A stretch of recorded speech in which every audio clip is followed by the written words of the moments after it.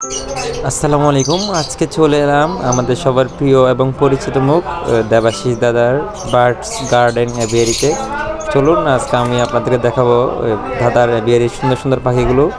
ভিডিওটি শেষ পর্যন্ত দেখবেন যাতে আপনার দাদা অনেক অভিজ্ঞ ও ওনার অভিজ্ঞতা শেয়ার করবে, তো আপনাদের অনেক উপকৃত হবে। আশা করি ভিডিওটি শেষ পর্যন্ত দেখবেন। ধন্যবাদ। আসসালামু আলাইকুম।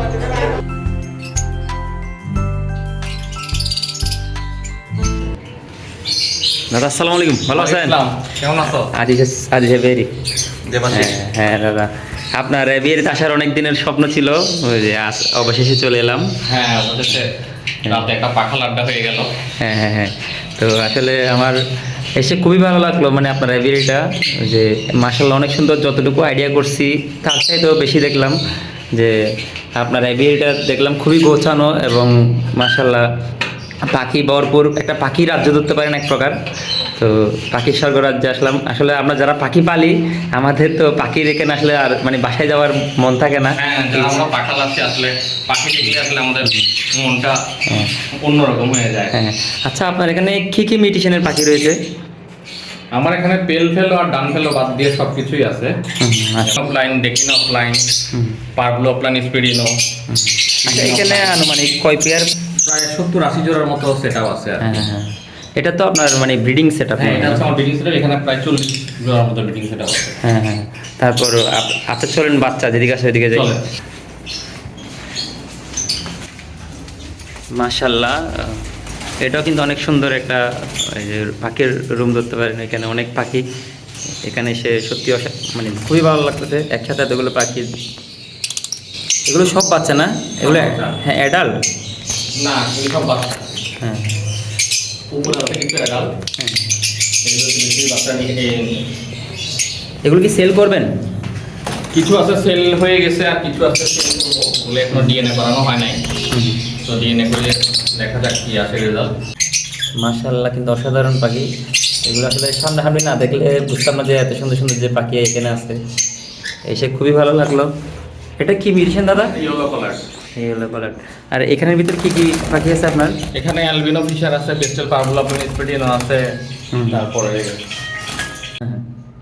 তো আচ্ছা, পাখিটা আপনার মানে পালার পরে আপনার অভিজ্ঞতা কি, যে এখানে লাভ লসের একটা বিষয় থাকে, আবার শৌখিনের একটা বিষয় থাকে?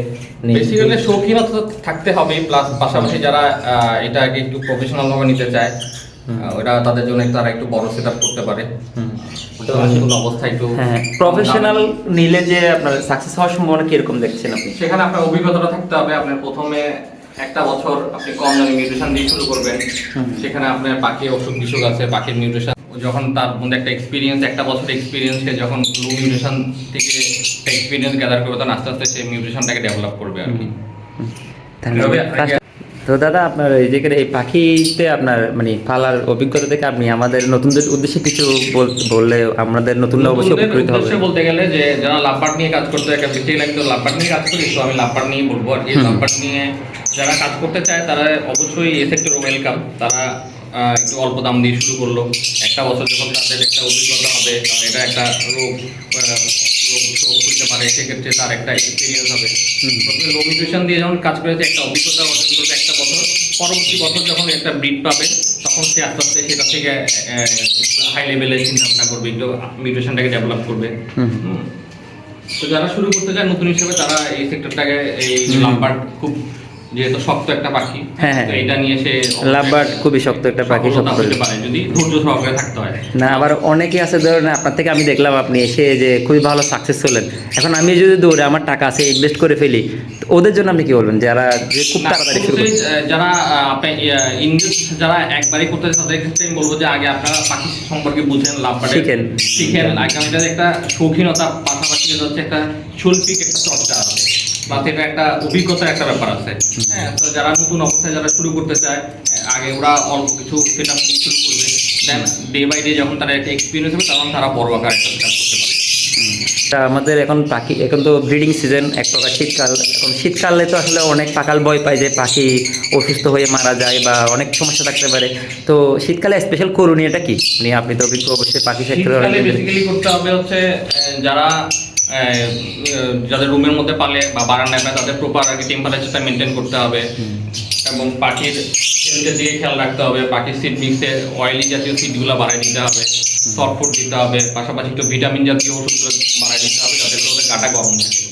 এবং শীতকালে যেহেতু ঠান্ডা বাতাসের একটা প্রবণতা থাকে, ঠান্ডা বাতাসটা লাগলে আচ্ছা, আসলে আমাদের পাখির জগতে তো বেশিরভাগই পাখি ধরে না, সবাই তো আর এভেরি না, বেশিরভাগই শখ করে পাখি নেই, দুই এক জোড়া পাখি পালে, ওরা ব্যালকনিতে পাখি পালে বা বেলকনিতে পাখি পালে সেক্ষেত্রে বেলকনিটা দেখেন মোটা পলি অথবা একটা প্লাস্টিক দিয়ে পুরো বারান্দাটা কভার আপ করতে পারে, খাঁচাটা আপনার ঢেকে দিতে পারে, খাঁচার পাশে একটা 100 ওয়াটের লাল লাইট জ্বালিয়ে দিতে পারে, হ্যাঁ, যাতে করে ঠান্ডা বাতাসটা যাতে পাখির গায়ে স্পর্শ না করে, এবং পাখি এখানে পর্যাপ্ত সূর্যমুখীর বিচি ও তারপরে হেলথি এই অয়েলি জাতীয় সিডগুলো বাদ দিতে পারে যাতে করে ওদের গাটা গরম থাকে। আচ্ছা। মাল্টিভিটামিন দিতে পারে এতে করে ওদের শরীরটা গরম থাকে যেরকম।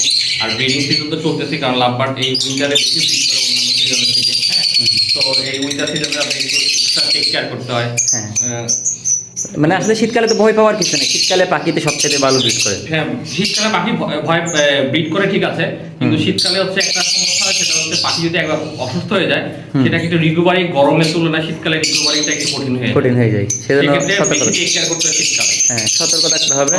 সতর্কতা থাকতে হবে, কারণ সতর্কতা যদি অবলম্বন করে সেক্ষেত্রে পাখির অসুস্থতা খুব কম হয়। আচ্ছা, আর পাখিতে আপনার মানে পাখির এভারেজে দেখা যায় অনেকে হিটার ইউজ করে, আপনি হিটার নিয়ে কি বলবেন? মানে পজিটিভ আর নেগেটিভ দুটোই তো দিক আছে হিটারের ক্ষেত্রে। হিটার, হ্যাঁ, হিটার ইউজ করতে পারে। হিটার আবার অনেকক্ষণ যদি জ্বালা রান্না বন্ধ করে হিটার চালায় সেক্ষেত্রে সাফোকেশন তৈরি হতে পারে। সেটা একটা গ্যাস যদি তৈরি না হয়, গ্যাস হয়ে গেলে পাখিদের সেটা সমস্যা দেখা দিতে পারে। এবারে পর্যাপ্ত সেটার একটা গ্যাস যাতে বের হয়ে যায়, একটা ওই রুমটাকে এনভায়রনমেন্টটাকে ওইভাবে সেট করতে হবে। আর যারা বারান্দায় বেলা যাচ্ছে আসলে হিটারের এরকম কাজ হয় না, সেক্ষেত্রে 100 ওয়াটের বা 200 ওয়াটের লাল লাইট খাতার পাশে দিয়ে রাখতে পারে, সেক্ষেত্রে খাতাটা অনেক গরম থাকে।